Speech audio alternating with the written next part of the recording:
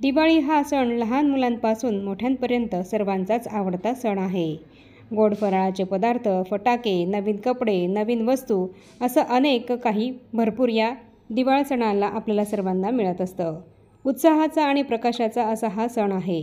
भारतात हा सण मोठ्या उत्साहाने साजरा करण्यात येतो. दिवाळीचा हा सण 5 सणांनी सजलेला असतो. वसुबारसपासून ते भाऊबीजेपर्यंत हा सण साजरा करण्यात येतो. वसुबारस या दिवसापासून दिवाळीचा सण सुरू होतो. हा दिवाळीचा पहिला दिवस असतो.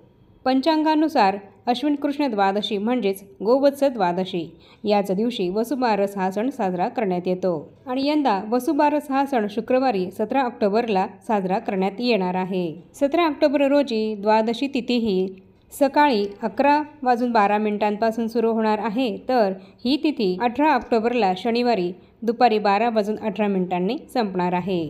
गायीची तिच्या वासरासह पूजा ही प्रदोष काळामध्ये करण्यात येते आणि म्हणून 17 ऑक्टोबर रोजीच आपल्याला ही गायीची आणि तिच्या वासराची पूजा करायची आहे. आणि 17 ऑक्टोबरला या पूजेचा शुभ मुहूर्त आहे तो म्हणजे दुपारी 4:14 ते संध्याकाळी 7:43 या काळामध्ये तुम्ही गोमातेची तिच्या वासरासह पूजा करू शकतात. तुमच्या घराजवळ जिथे कुठे गाय आणि तिचे वासरू असेल तर तिथे जाऊन या काळामध्ये तुम्ही तिची पूजा करायची आहे. आणि या काळात जर पूजा करणं तुम्हाला शक्य नसेल तर तुम्ही वसुबारस या दिवशी दिवसभरामध्ये तुम्हाला जमेल त्या वेळेमध्ये गोमातेची तिच्या वासरासह पूजा करायची आहे. गाय ही आपल्या भारतीयांसाठी पवित्र आणि पूजनीय आहे. धार्मिक मान्यतेनुसार गायीच्या पोटामध्ये 33 कोटी देव वास करतात असं म्हटलं जातं. म्हणूनच आपण सर्वजण गोमातेची पूजा करत असतो. भगवान श्रीकृष्ण यांनी सुद्धा गोमातेची सेवा ही केलेलीच आहे. त्यांना सुद्धा गोमाता ही अतिशय प्रिय आहे. श्रीकृष्णांनी तर स्वतःला गोपाल म्हणवून घेतलं आहे. इतकंच नाही तर सर्व दानांमध्ये श्रेष्ठ दान गोदान हे मानलं गेलं आहे.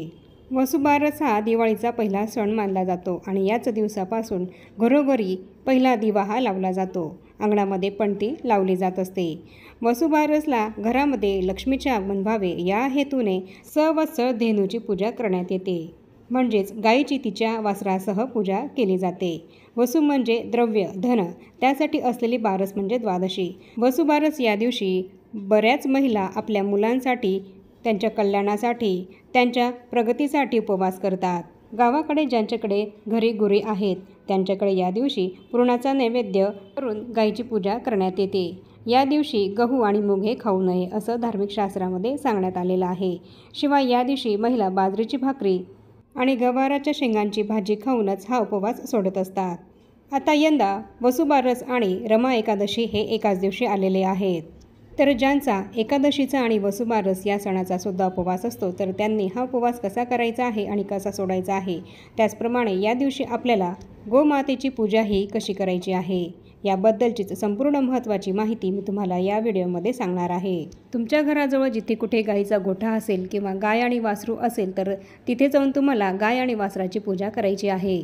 आणि जर तुमच्या घराजवळ गाय आणि तिचं वासरू नसेल, गायीचा गोठा नसेल तर मग तुम्ही आपण आपल्या घरामध्ये जी काही गाय आणि वासराची मूर्ती असेल तर त्याचीच पूजा ही करायची आहे.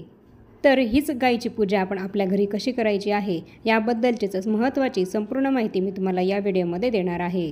आणि म्हणूनच हा व्हिडिओ तुम्ही कुठेही स्किप न करता शेवटपर्यंत पूर्ण बघा. आणि तुम्हीसुद्धा त्याप्रमाणे वसुबारस या दिवशी तुमच्या घरामध्ये जी गाय आणि वासराची मूर्ती असेल त्याची पूजा करा. आणि हीच पूजा आपल्याला कशी करायची आहे, या पूजेची मांडणी आपल्याला कशी करायची आहे याबद्दलचीच महत्त्वाची माहिती आपण आता जाणून घेऊया. तर या पूजेची मांडणी करण्यासाठी आपल्याला एक पाट घ्यायचा आहे आणि त्यावर लाल रंगाचं वस्त्र हे अंथरायचं आहे. आणि या पाटाभोवती आपल्याला गोपद्मांची रांगोळीही काढायची आहे. तसंच आपल्या मुख्य प्रवेशद्वाराच्या बाहेरसुद्धा आपल्याला गोपद्मांची रांगोळी काढायची आहे आणि तिथं त्या रांगोळीवर आपल्याला हळद कुंकू अक्षता हे सुद्धा अर्पण करायचं आहे. तसंच पूजेच्या पाटासमोर सुद्धा आपल्याला गोपद्म काढायचे आहेत आणि त्यांची पूजा करायची आहे. सर्वात प्रथम आपल्याला दिवा हा प्रज्वलित करून घ्यायचा आहे आणि धूप अगरबत्ती सुद्धा लावून घ्यायची आहे. आणि यानंतर आपल्याला दिव्याची हळद कुंकू अक्षता फूल अर्पण करून पूजा करून घ्यायची आहे. तर इथे मी सुद्धा दिव्याला हळद कुंकू फूल अक्षता अर्पण करून दिव्याची पूजा करून घेत आहे. आणि यानंतर आता आपल्याला गणपती बाप्पांचा अभिषेक करून घ्यायचा आहे. तर त्यासाठी इथे तांबणामध्ये आपल्याला गणपती बाप्पांची मूर्ती ठेवायची आहे आणि ओम गंग गणपते नमः ओम गंग गणपते नमः असं म्हणत गणपती बाप्पांचा अभिषेक आपल्याला करायचा आहे. असं तुम्ही ओम गंग गणपते नमः ओम गंग गणपते नमः असं म्हणत 11 वेळा गणपती बाप्पांचा शुद्ध पाण्याने अभिषेक करायचा आहे। त्यानंतर गणपती बाप्पांची मूर्ती तुम्हाला ताम्हणातून काढून घ्यायची आहे आणि ती स्वच्छ पुसून घ्यायची आहे। आणि इथे आपल्याला विड्याच्या जोड पानांवर गणपती बाप्पांची मूर्ती स्थापन करायची आहे। त्यासाठी गणपती बाप्पांची मूर्ती स्थापन करण्याआधी विड्याच्या पानांवर आपल्याला थोड्याशा अक्षदा टाकायच्या आहेत आणि त्यावर गणपती बाप्पांची मूर्ती आपल्याला स्थापन करायची आहे। आणि हे सगळं करत असताना आपल्याला आपल्या मनामध्ये ओम गणगणपते नमः ओम गणगणपते नमः या मंत्राचा जप चालू ठेवायचा आहे। यानंतर गणपती बाप्पांना आपल्याला कुंकू, हळद, अक्षदा, फूल हे अर्पण करून घ्यायचं आहे आणि मनामध्ये ओम गणगणपते नमः ओम गणगणपते नमः ओम गणगणपते नमः या मंत्राचा जप चालूच ठेवायचा आहे। अशा पद्धतीने आपल्याला गणपती बाप्पांची पूजाही करून घ्यायची आहे। गणपती बाप्पांची पूजा करून झाल्यानंतर आपल्याला गणपती बाप्पांना लाल फुले अर्पण करायचं आहे। तुमच्याकडे दुर्वा असतील तर तुम्ही दुर्वासुद्धा गणपती बाप्पांना जरूर अर्पण करा। आणि आता आपल्याला गणपती बाप्पांना गुळ खोबऱ्याचा नैवेद्य हा दाखवायचा आहे। त्यासाठी इथे मी भरीव चौकोन पाण्याने करून घेत आहे आणि गुळ खोबऱ्याचा नैवेद्य हा गणपती बाप्पांना इथे अर्पण करत आहे। अशा पद्धतीने आपल्याला गणपती बाप्पांना गुळ खोबऱ्याचा नैवेद्य अर्पण करायचा आहे। यानंतर आता आपल्याला गाईची तिच्या वासरासह पूजा करायची आहे। त्यासाठी गायची मूर्तीसुद्धा आपण इथे ताम्हणामध्ये ठेवून घ्यायची आहे। तुमच्याकडे अशी गाय वासराची मूर्ती नसेल तुमच्या देवघरामध्ये तर तुम्ही ती आणायची आहे आणि वसुबारसच्या दिवशी तुमच्या देवघरामध्ये ती तुम्ही स्थापन करायची आहे। गाय आणि वासरूची अशी मूर्ती आपल्या घरामध्ये असलीच पाहिजे। त्याचं काय महत्त्व आहे याबद्दलची माहिती देणारा सुद्धा व्हिडिओ आपल्या चॅनलवर आहे। गाय वासराची मूर्ती आपल्या घरामध्ये ठेवल्याने काय होतं ही माहिती त्या व्हिडिओमध्ये मी दिलेली आहे, तर तुम्ही तो व्हिडिओ जाऊन नक्की बघा। आणि तुम्हीसुद्धा वसुबारस या दिवशी तुमच्या घरी अशी गाय आणि वासराची मूर्ती नक्की घरी आणा आणि ती स्थापन करा। माझ्याकडे अशी ही पंचधातूची गाय आणि वासराची मूर्ती आहे, तर तुम्हीसुद्धा ही अशी मूर्ती आणायची आहे। तर आता आपल्याला गायच्या मूर्तीवर अभिषेक करायचा आहे। त्यासाठी गायची मूर्ती आपण ताम्हणामध्ये ठेवून घ्यायची आहे आणि ओम नमो भगवते वासुदेवाय किंवा ओम गोमातायै नमः या मंत्राचा जप करत आपण गायीच्या मूर्तीचा अभिषेक करून घ्यायचा आहे। हा अभिषेक तुम्ही 21 वेळा, 51 वेळा किंवा 11 वेळासुद्धा करू शकतात। आणि अभिषेक करत असताना तुम्हाला गोमातायै नमः किंवा ओम नमो भगवते वासुदेवाय या मंत्राचा जप करत राहायचा आहे। गोमातेचा असा अभिषेक करून झाल्यानंतर गोमातेची मूर्ती आपण ताम्हणातून काढून घ्यायची आहे आणि स्वच्छ पुसून घ्यायची आहे। आता विड्याच्या जोड पानांवर आपल्याला गायची मूर्ती ठेवायची आहे आणि तिचीसुद्धा पंचोपचार पूजा करून घ्यायची आहे। त्यासाठी इथे गोमातेला आपण विड्याच्या पानांवर ठेवायचं आहे आणि गोमातेची हळद, कुंकू, अक्षदा, फूल अर्पण करून पूजा करून घ्यायची आहे। आणि हे सगळं करत असताना आपल्याला ओम नमो भगवते वासुदेवाय किंवा ओम गोमाताय नमः या मंत्राचा जप सुरूच ठेवायचा आहे। त्याच पद्धतीने माझ्याकडे ही अशी दुसरीसुद्धा गाय आहे आणि तिचीसुद्धा मी आता हळद, कुंकू, अक्षदा, फूल वाहून पूजा करून घेणार आहे। आपल्याला या दिवशी नुसती गायीचीच नाही तर तिच्या वासराची सुद्धा पूजा करायची आहे। तुम्ही तुमच्या घराजवळ जिथे कुठे गायचा गोठा असेल तर तिथे जाऊन गाय आणि तिच्या वासराची या दिवशी पूजा करायची आहे। आणि जर तुमच्या घराजवळ गोठा नसेल, गाय नसेल, तिचं वासरूसुद्धा नसेल तर तुम्ही या पद्धतीने आपल्या घरामध्ये गाय आणि वासराची जी काही मूर्ती असते तर तिचीच पूजा ही आपण या दिवशी करायची आहे। अशी पूजेची मांडणी करून तुम्हाला पूजा जर वसुबारस या दिवशी सकाळी करता आली तर सकाळी करा, नाहीतर संध्याकाळी केली तरीसुद्धा चालेल। खरं तर गाय कोऱ्याची बारस म्हणजे वसुबारस या दिवशी ही पूजा प्रदोष काळामध्येच केली जात असते। म्हणून तुम्ही गोठ्यामध्ये जाऊन जर गाय आणि तिची वासराची पूजा करणार असाल तर तुम्ही ती संध्याकाळी करायची आहे। आणि संध्याकाळी जर तुम्हाला शक्य नसेलच तर दिवसभरामध्ये तुम्हाला शक्य होईल त्या वेळेमध्ये तुम्ही ही पूजा करू शकता।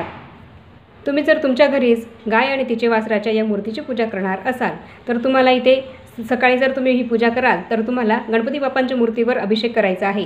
आणि जर ही पूजेची मांडणी करून तुम्ही संध्याकाळी अशी पूजा करणार असाल तर तुम्हाला संध्याकाळी गणपती बाप्पांच्या मूर्तीवर अभिषेक करायचा नाही आहे, फक्त गाय आणि वासरू यांची जी मूर्ती आहे त्या मूर्तीवर अभिषेक करायचा आहे आणि आपल्याला बाळकृष्णांच्या मूर्तीवर अभिषेक करायचा आहे।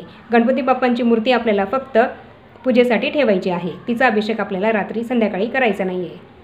आता आपल्याला बाळकृष्णांच्या मूर्तीवर सुद्धा अभिषेक करायचा आहे।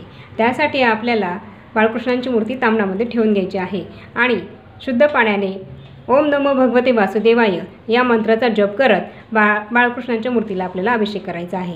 हा मंत्र तुम्ही 11 वेळा, 21 वेळा, 51 वेळा किंवा 108 वेळासुद्धा म्हणू शकता। या मंत्राचा जप करतच आपल्याला बाळकृष्णांच्या मूर्तीवर अभिषेक करायचा आहे। आणि बाळकृष्णांना गाय ही अतिशय प्रिय आहे आणि म्हणून आपण या गोमातेची या दिवशी पूजा करणार आहोत। म्हणून या दिवशी आपल्याला बाळकृष्णांची सेवासुद्धा करायचीच आहे, कारण त्यांना गाय ही अतिशय प्रिय होत्या। बाळकृष्णांच्या मूर्तीवर अभिषेक करून झाल्यानंतर आपल्याला विड्याच्या जोडून पानांवर अक्षदाया टाकायच्या आहेत आणि अक्षदांवर हळद कुंकूसुद्धा आपल्याला टाकायचं आहे आणि त्यावर बाळकृष्णांची मूर्ती आपल्याला ठेवायची आहे. वसुबारस आणि रमा एकादशी एकाच दिवशी आहे आणि म्हणूनच या दिवशी आपल्याला गाई आणि तिच्या वासरासह पूजा तर करायचीच आहे, पण बाळकृष्णांची सुद्धा पूजा आपल्याला या दिवशी करायची आहे. तर या पद्धतीने इथे मी बाळकृष्णांना हळद कुंकू अक्षदा फुले अर्पण करून घेत आहे आणि हे सगळं करत असताना आपल्याला आपल्या मनामध्ये ओम नमो भगवते वासुदेवाय या मंत्राचा जप करायचा आहे. बाळकृष्णांच्या मूर्तीवर अभिषेक करत असताना तुम्हाला जर पुरुष सूक्त म्हणता येत असेल तर तुम्ही पुरुष सूक्त हे सुद्धा एक वेळा पठण करू शकतात. नाहीतर ओम नमो भगवते वासुदेवाय या मंत्राचा जप करत तुम्ही अभिषेक केला तरीसुद्धा चालेल. बाळकृष्णांची पूजा करून झाल्यानंतर आपल्याला या दिवशी त्यांना तुळशीपत्र हे सुद्धा ठेवायचंच आहे. त्याचप्रमाणे या दिवशी एकादशी आहे म्हणून या दिवशी आपल्याला तुळशीपत्र हे चुकूनही तोडायचं नाही आहे, तर ते आदल्या दिवशी तोडून ठेवायचं आहे. तसंच आपल्याला गोमातेला सुद्धा तुळशीपत्र हे अर्पण करायचं आहे. एकादशीच्या दिवशी तुळस ही तोडली जात नाही आणि त्याचप्रमाणे तुळशीला जलसुद्धा अर्पण केलं जात नाही आणि म्हणूनच आपल्याला या दिवशी तुळस ही चुकूनही तोडायची नाही आहे, तर ती आदल्या दिवशीच तोडून ठेवायची आहे आणि पूजेच्या वेळेस आपल्याला बाळकृष्णांना आणि गोमातेला तुळस अर्पण करायची आहे. आता आपल्याला गोमातेला नैवेद्य दाखवायचा आहे. तर आपल्याला या दिवशी रमा एकादशी आणि वसुबारस एकाच दिवशी असल्यामुळे आपल्याला गोमातेला गुळाचा नैवेद्य दाखवायचा आहे, कारण या दिवशी गाईचा सुद्धा उपवास असतो आणि म्हणूनच आपल्याला या दिवशी गोमातेला गुळाचा नैवेद्य दाखवायचा आहे. या पद्धतीने इथे गाईला गुळाचा नैवेद्य दाखवून झाल्यानंतर आपल्याला गाईला धूप दीप हे ओवाळून घ्यायचं आहे आणि तुम्हाला गाईची कुठली आरती येत असेल तर ती आरती तुम्ही करायची आहे. तर या पद्धतीने आपल्याला वसुबारस या दिवशी आपल्या घरी गाय आणि वासरू यांची पूजा करायची आहे. जेव्हा आपण गाय आणि वासराची अभिषेक करत असू तर तेव्हा आपल्याला गाईच्या पायांवर आपण जेव्हा पाणी टाकू तर तेव्हा आपल्याला एक मंत्र म्हणायचा आहे. तर आपल्याला मंत्र असा म्हणायचा आहे, क्षीरोदार्णव संभूते सुरासुर नमस्कृते सर्व देवमये मातर गृहाणाम अर्घ्यम नमस्तुते. तर आपण जेव्हा गाईचा अभिषेक करत असू, तिच्या चरणांवर जेव्हा पाणी टाकत असू तर तेव्हा आपल्याला हा मंत्र म्हणायचा आहे. तुम्ही बाहेर गोठ्यामध्ये जाऊन जेव्हा गाय आणि तिच्या वासराची पूजा कराल तर तुम्हाला गाईच्या पायांवर पाणी टाकायचं आहे आणि पाणी टाकताना या मंत्राचा तुम्हाला पठण करायचं आहे. हा मंत्र तुम्हाला म्हणायचा आहे. हा मंत्र मी तुम्हाला खाली डिस्क्रिप्शनमध्ये लिहून देईल, त्याप्रमाणे तुम्ही हा मंत्र म्हणू शकतात. गाईच्या गोठ्यात जाऊन तुम्ही जेव्हा गाय आणि तिच्या वासराची पूजा कराल तेव्हा तुम्हाला सर्वात प्रथम गाईच्या चारही पायांवर पाणी टाकायचं आहे आणि हा मंत्र म्हणायचा आहे आणि त्यानंतर गाईची हळद कुंकू अक्षदा फुल अर्पण करून पूजा करून घ्यायची आहे आणि त्यानंतर गाईला दिवा हा ओवाळून घ्यायचा आहे. त्याचप्रमाणे तिची वासराची सुद्धा अशाच पद्धतीने आपल्याला पूजा करून घ्यायची आहे आणि या दिवशी आपल्याला गोमातेला गुळाचा खडा हा खाऊ घालायचा आहे. काही ठिकाणी या दिवशी गोमातेला चण्याची डाळ आणि गूळ हे खाऊ घातला जात असतो, पण या दिवशी रमा एकादशी असल्यामुळे या दिवशी गोमातेचा सुद्धा उपवास असतो. म्हणून या दिवशी आपल्याला गोमातेला हरभरा डाळ ही चुकूनही खाऊ घालायची नाही, तर या दिवशी आपल्याला गुळाचा खडा हाच गोमातेला खाऊ घालायचा आहे.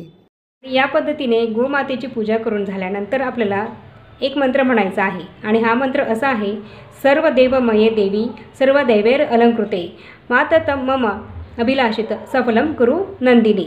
तर या मंत्राचा जप आपल्याला हा मंत्र आपल्याला केव्हा म्हणायचा आहे, तर जेव्हा आपली गोमातेची संपूर्णपणे या पद्धतीने पूजा करू त्यानंतर आपल्याला हा मंत्र म्हणायचा आहे.